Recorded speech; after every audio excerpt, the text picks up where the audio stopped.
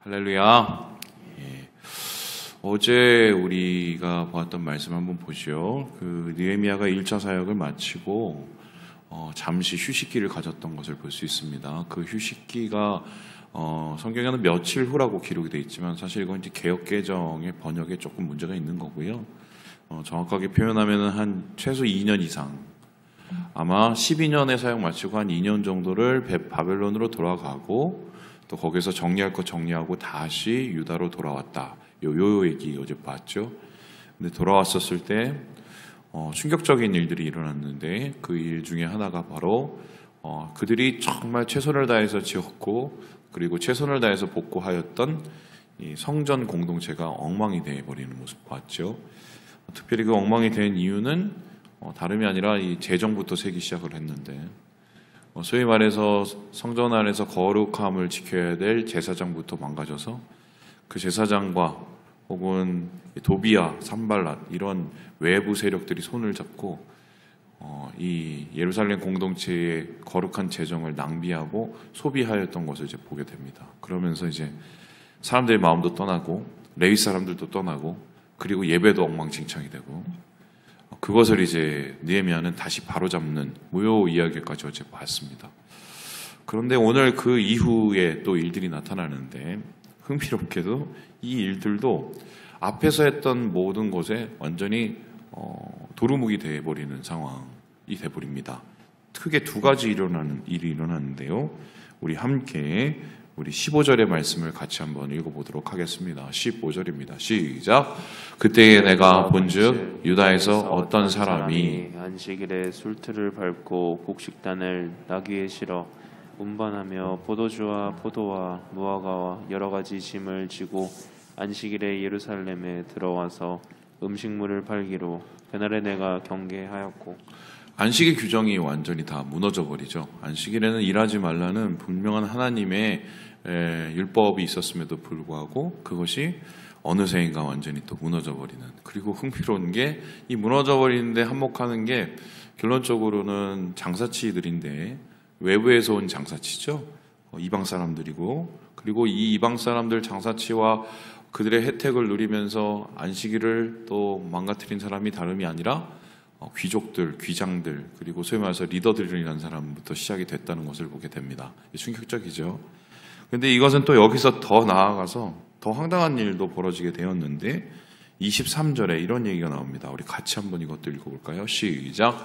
그때에 내가 본즉 유다 사람이 아스돗과 암몬과 모압 여인을 맞아 아내로 삼았는데 유다 사람들 통혼하는 거, 이방인하고 통혼하는 거 금지시키고 심지어는 자기 아내, 자기 자식들 쫓아낸 게 엊그제인데 다시 통혼하고 다시 이 일을 일으켰다. 이렇게 합니다. 그리고 이것도 흥미로운 게 이방 여인을 맞아서 심지어는 이 유대어도 제대로 하지 못하는 그 사람들 중에 이 제사장 혹은 뭐 이와 관계된 여러 사람들, 이 사람들이 깊이 개입되어 있음을 이제 또 보게 되는 거죠.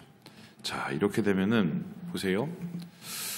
앞에서 우리가 보았던 초막절 그 이후의 언약 갱신 어떤 것이 일어납니까? 그냥 말로만 하지 않고 사인하죠. 그 사인에서 끝나는 게 아니라 어떻게 합니까?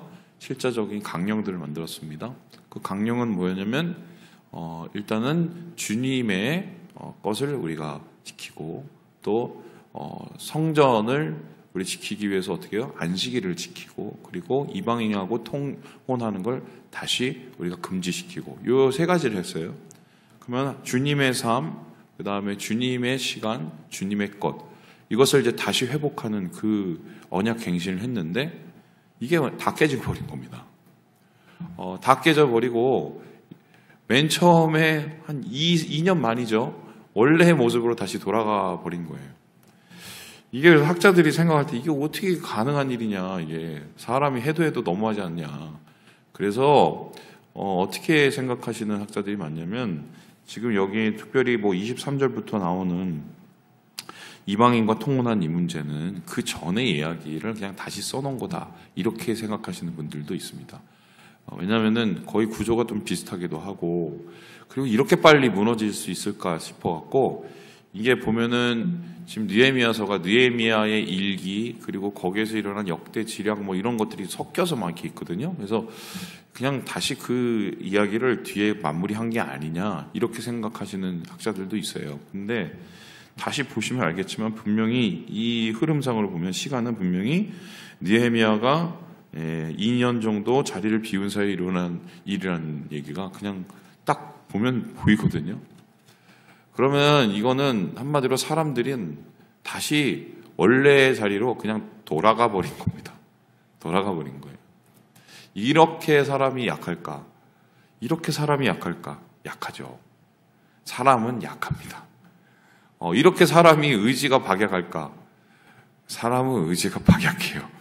이게 뭐 이럴 수 있을까 저럴 수 있을까를 보지 말고 우리의 삶을 돌아보면 아는데 우리가 하나님 앞에서 뭐 새해 혹은 뭐 연말 혹은 뭐 부흥회 때마다 우리가 마음 다짐하고 하나님 앞에 드렸던 뭐 고백들을 한번 생각을 해보면 그거 다 지켜서 그거 다 우리가 마음속에 담아놓고 살았으면 이 모습은 아닐걸요. 사람은 이렇게 잘 안 바뀌어요. 왜 이렇게 잘 안 바뀔까? 여기에 대해서 한번 질문을 대답을 해보면 이런 건데 안 하던 거라고 해요. 익숙하지 않아서 그렇습니다. 그리고 우리의 본능이 원하지 않아서 그렇습니다. 우리의 본능은 어떻게 보면은 죄의 본능 속이 우리가 속해 있지 않습니까? 그 하나님 안에서 우리가 중생을 받아서 거듭남을 입고 우리 안에 성령님이 다시 살아나셨지만 그럼에도 불구하고 성령님께서 우리의 마음속에 주인이 되셔서 사시면 얼마나 좋겠습니까? 그런데 그러지 않을 경우가 훨씬 많죠. 그러면 세상에서 세상 사람들하고 섞여 살다 보면은 세상 사람들의 삶을 그대로 배우고 또 답습하고 그 다음에 내 안에 있는 이제 본능들이 꾸물꾸물 올라오죠. 이 본능들이라는 게 대부분 보면은 하나님하고 거룩하고 좀 관계가 반대되는 것들이 많죠. 지금 이스라엘 백성도 했던 대로 다시 돌아가게 되는 겁니다. 자, 그렇다면은 이건 뭐 어떻게 해야 되나 한번 고민을 하게 되는데 사실 오늘 말씀하고 어제 말씀을 이렇게 종합을 해보면은 정답은 있습니다. 어떤 정답이냐? 여러분 보세요. 13장에 나오는 이스라엘 백성이 엉망이 된 그 순서와 그리고 우리가 앞에서 뭐 12장, 뭐 11장, 10장에서 보면 이스라엘 백성들이 다시 하나님한테 언약 갱신한 순서가 보면 비슷한 듯한데 틀립니다. 어떻게 틀리냐? 언약 갱신을 했을 땐 뭐부터 잡냐면요. 여러분 아시겠지만은 하나님의 성전을 먼저 지키기 위해서 어떻게 합니까? 하나님 앞에서 우리의 삶을 먼저 지켜내겠다고 얘기를 하죠. 통혼 금지부터 먼저 얘기합니다. 두 번째는 어쩌죠? 하나님의 시간, 안식일을 지키고 안식년 지키겠다고 합니다. 그리고 마지막 어떻게 해요? 하나님의 것, 11조니 이런 헌금 같은 걸 제대로 회복을 해서 우리가 성전을 지키겠다고 합니다. 그러면은 하나님과의 삶, 그리고 하나님의 시간, 하나님의 것 이렇게 순서로 기록되어 있어요. 근데 오늘 말씀을 잘 보면 13장은요 반대로 기록되어 있습니다. 하나님의 것이 먼저 기록되죠. 그리고 하나님의 시간이 기록되죠. 하나님의 삶이 기록되죠. 왜 이렇게 순서를 바꿔서 놨었을까? 이게 뭐 그냥 지나칠 수 있지만 사실은 여기에는 좀 상당한 메시지가 있는데요. 어떤 거냐? 우리의 삶 속에서 하나님의 거룩은 어떻게 지켜지느냐? 우리의 삶 속에서 하나님의 소명은 어떻게 지켜지느냐? 우리의 삶 속에서 하나님의 마음은 어떻게 지켜지냐 했었을 때 사실은 제일 처음에 무너지는 건 결국 예배입니다. 하나님의 것을 제대로 드리지 않고 하나님의 마음을 품고 주님의 성전을 지키지 않는 내 마음에 하나님의 성전을 지키지 않는 그것으로부터 먼저 다 시작이 돼요. 그러면 마음의 성전이 무너지면 그 다음엔 하나님과의 시간이 무너집니다. 예배 대충 드리고 그리고 그냥 뭐 일주일에 하루 1시간 정도 공예배 드리고 때우고 뭐 이렇게 돼버리죠 나중에. 그리고 어떻게 됩니까? 삶이 망가져요. 그렇죠? 이제 그렇다면은 거룩을 유지하고 주님과의 관계의 그 순수성을 유지하기 위해서는 이건 답은 하나예요. 예배를 우리의 마음속에서 제대로 세워나가지 않으면 우리가 버틸 수가 없습니다. 버틸 수가 없어요. 사단이 항상 공격하는 건 뭐냐면 결국은 예배를 제대로 못 드리게 만드는 겁니다. 하나님 앞에 드리는 우리의 헌신, 하나님 앞에 드리는 우리의 시간, 뭐 이것들을 제대로 드리지 못하게 만들어서 그 관계를 흐트러뜨리게 되는 거죠. 당연한 게 예배가 우리 신앙의 핵심인 이유가 뭡니까? 예배를 통해서 하나님을 만나죠. 그 하나님을 예배를 통해서 만나기 때문에 그게 삶으로 우리가 이어지게 되고 그 힘으로 살아가게 되는데 이게 무너져 버리면 사실 아무것도 될 게 없는 거예요. 그래서 사탄은 어떻게 예배를 무너뜨리느냐? 여러 가지 방법이 있는데 일단은 예배 자체를 망가뜨리는 경우가 있죠.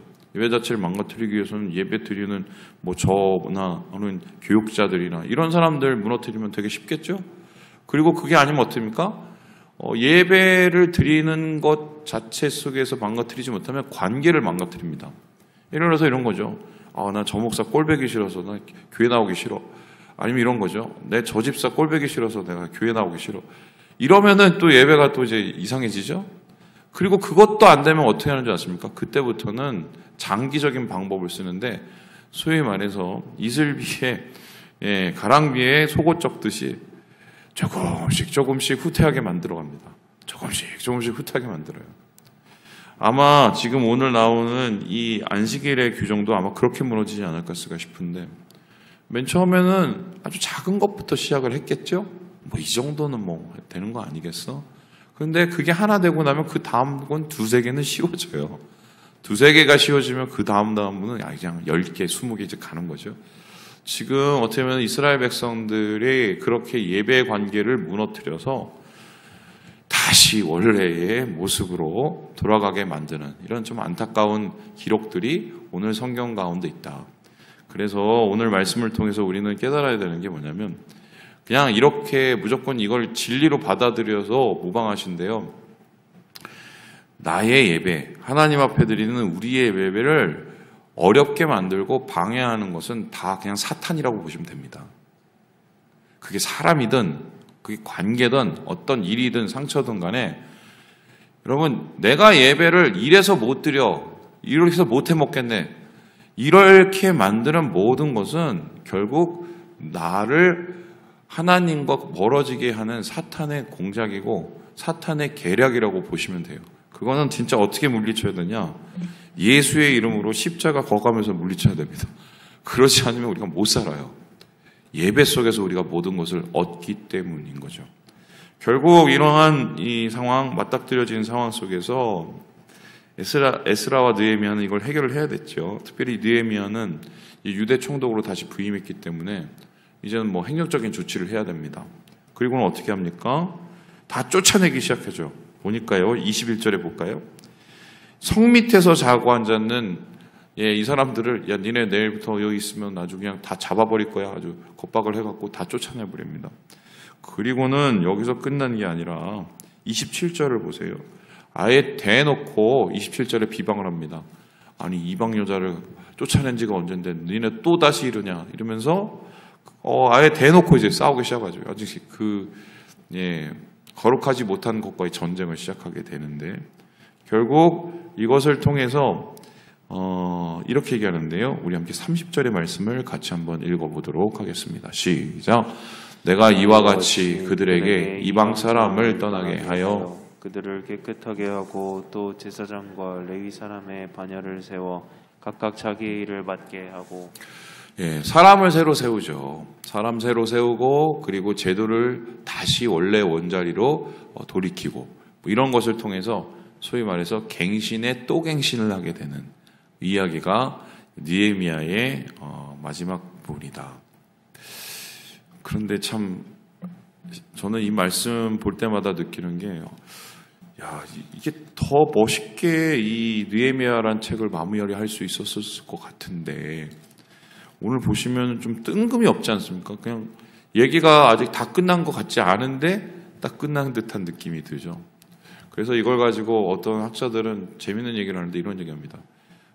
이런 교회를 개혁하는 거, 예배를 개혁하는 거, 이게 계속돼야 되는 것을 열린 결말로 남긴 게 아닌가.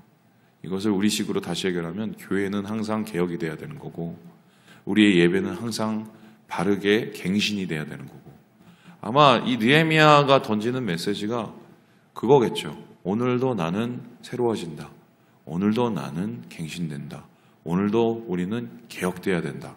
이 이야기를 오늘 우리에게 메시지를 던지고 있다. 이렇게 볼 수가 있겠습니다. 근데 저는 이제 이 말씀 보면서 눈에 들어오는 부분이 있습니다. 어떤 부분인가? 우리 함께 22절의 말씀을 같이 한번 읽어보도록 하겠습니다. 시작! 내가 또 레위 사람들에게 몸을 정결하게 하고 와서 성문을 지켜서 안식일을 거룩하게 하라 하였느니라. 내 하나님이여 나를 위하여 이 일도 기억하시옵고 주의 크신 은혜대로 나를 아끼시옵소서. 이 느헤미야가 뭐 하나 할 때마다 어떻게 보면 끝에 꼭 이런 얘기를 하죠. 하나님 나를 기억해 주세요. 하나님 은혜로 나를 아껴주세요. 이런 이야기 하시죠. 그리고는 또 31절을 보세요. 보면 어떻게 합니까? 하나님 나를 기억해 주세요. 내게 복 주세요. 흥미롭지 않습니까? 이게 보면은 이게 기도인데 이거를 조금 뭔가 희화한다고 얘기할까요? 그렇게 생각을 해보면 뭐냐면 뭐 하나 하고 쫄래쫄래 가갖고 하나님 나 이거 했어요. 기억해 주세요. 하나님 또 오늘 뭐 했어요. 이거 복 주세요. 이러고 있는 것 같습니다. 그죠? 느헤미야 신앙이 도대체 좀 신기한 사람이네. 이렇게 할 수 있는데 저는 여기서 여러분은 어떤 걸 느끼는지 모르겠는데 뭘 느끼냐면 이 사람 참 외로웠겠다라는 생각이 들었습니다. 왜냐하면은 막상 앞에 서는 자로서 엄청난 일을 해야 되잖아요. 왜냐하면 이건 잘못하면 공동체 전체하고 싸울 수 있는 일이거든요. 그를 지지하는 사람이 몇 사람이나 됐겠습니까? 마음으로는 아는데 당장 칼 들 사람이 없는데 칼을 들고 앞에 나서는데 박수를 치는 사람이 별로 없어요. 근데 이건 해야 돼요. 하나님 기뻐하시는 일이라. 외롭죠. 이걸 굳이 안 해도 될 수 있는 일들이 뭐 합리화시킬 수 있으면 얼마든지 있는데 이걸 합니다. 외로운 거예요. 사실 이 사람은 어떤 사람이냐면 맨 땅에 헤딩하는 사람이거든요. 그러면은 그때부터 뭐가 되냐면 멘탈 싸움이에요. 자기 멘탈 흔들리면 이거 못 하거든요. 자기가 무너지면 이건 아무도 못 하는 겁니다. 외롭죠. 근데 사실 생각해보면 신앙인은 외로워요. 우리 가정 속에서 특별히 신앙 지키고 아니면은 가정의 영적인 리더로 세워주시고 있는 분들 힘들면 힘들다고 제대로 얘기할 때나 있습니까, 사실? 그리고 그 한심하고 답답한 상황 속에서 나부터라도 먼저 시작을 했었을 때 박수 쳐주는 사람도 별로 없어요. 네. 외로운 거예요. 신앙은 외로운 거예요. 근데 지금 느헤미야가 이 엄청난 일을 할 수 있었던 이유, 그것도 2번이나 이거는 하나님하고 매일매일 이렇게 붙잡지 않으면 불가능한 거죠. 하나님 보시죠. 하나님 기억해 주세요. 나 지금 되게 힘들어요. 하나님 은혜를 끼쳐주세요. 하나님 나를 복을 내려주세요. 이렇게 매일매일 하나님하고의 적극적인 관계와 친밀한 관계를 이어나가지 않으면 이런 일을 할 수가 없어요. 근데 신앙은 사실 그런 거예요. 우리가 삶 속에서 누가 예수 믿으면은 뭐 행복하다고 저는 그 얘기 믿지 않아요. 물론 우리가 예수 믿는 것 자체가 행복한 건 맞지만 예수 믿고 살아가는 삶엔 외로울 때가 진짜 많아요. 왜냐하면 세상 속에서는 예수 안 믿는 사람이 대부분이니까. 어떻게 그걸 버텨내느냐. 그건 주님과의 친밀한 깊은 이 관계 속에서 이걸 해결해 나가는 거죠. 사람은 그때뿐이에요. 사람의 인정과 칭찬과 박수는 그때뿐입니다. 시간 지나면 그 박수와 칭찬이 나한테 칼로 돌아올지도 몰라요. 우리는 결국 신앙생활을 왜 하는가? 주님 바라보고 하는 겁니다. 주님과 함께. 그래서 신앙인 거예요. 말씀을 마칩니다. 우리 사랑하는 여러분, 하나님과의 이 친밀한 관계 속에서 끝까지 개혁하고 끝까지 공동체를 포기하지 않았던 느헤미야를 다시 한번 돌이켜 보셔서 오늘 하루 하나님께서 원하시는 거룩을 또 이루어 가시고 주님과 함께 깊은 만남을 이어가시는 우리 사랑하는 주의 백성 되시길 주님의 이름으로 축원합니다.